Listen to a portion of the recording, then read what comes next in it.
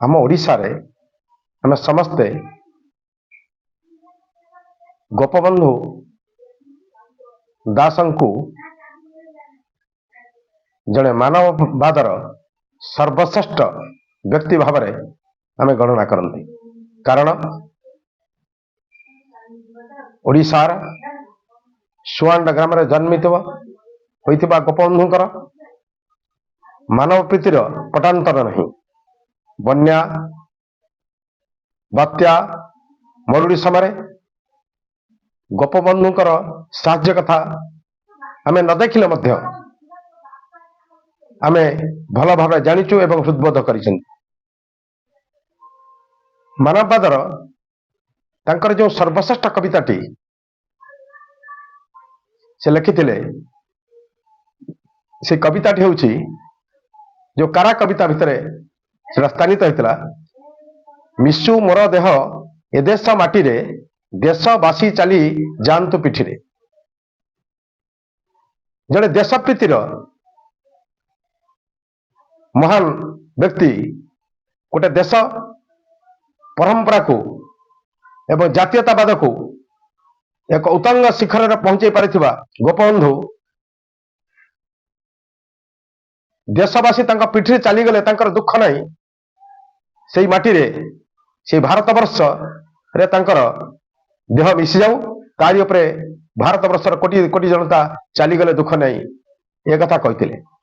किंतु एई ओडिया माटी रे आउ जने कवि आहुरी उच्चतर मानववाद वर्णना करिसेंती कवितार से होउचंती महिमा धर्मर उच्चाट साधक भीम भोई। से कहते प्राणी आड़त दुख अप्रमित देखु देखु केबा सबु मो जीवन पछे नरके पड़ी थाऊ जगत उद्धार हो। ये से जगत कथा कहते जितेबले गोपबंधु देशवासी कथा कहते देशभक्त हिसाब से प्रकाश करते। किंतु भीम भोई ये जगतर कल्याण पाई ये कथाटी कहते। तेणु ये जगतर हित साधन पाई तांकर कविता उत्सर्गीकृत होती। कारण से प्राणी दुख देखी पारि ना प्राणी कहले समस्त प्राणी को से बुझे ये जगतर प्राणी तांकर काहरी दुख को से सही पारि ना से गाई कौन ना प्राणी तो दुख प्रेत देखु देखु के सब मो जीवन पचा नक्र पड़ी था जगत उद्धार हो।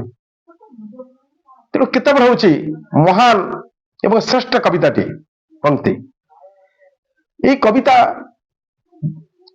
से लिखा बेले स्तुति चिंतामणि रे से आउ गोटे अति भयंकर कथाटी लिखिं जोटा कि ये धरापृष्ठर स्रष्टा जगतर ईश्वर तांको मध्य बाद देना क्रिटिसिजम रु आनिबा पाई से कहते स्तुति चिंतामणि रे विष्णु होई जबे स्वप्ना कोटि जीवे न करे प्रतिपालन आत्मा न चिन्हले धर्म न पालिले कर्ता पद कारण।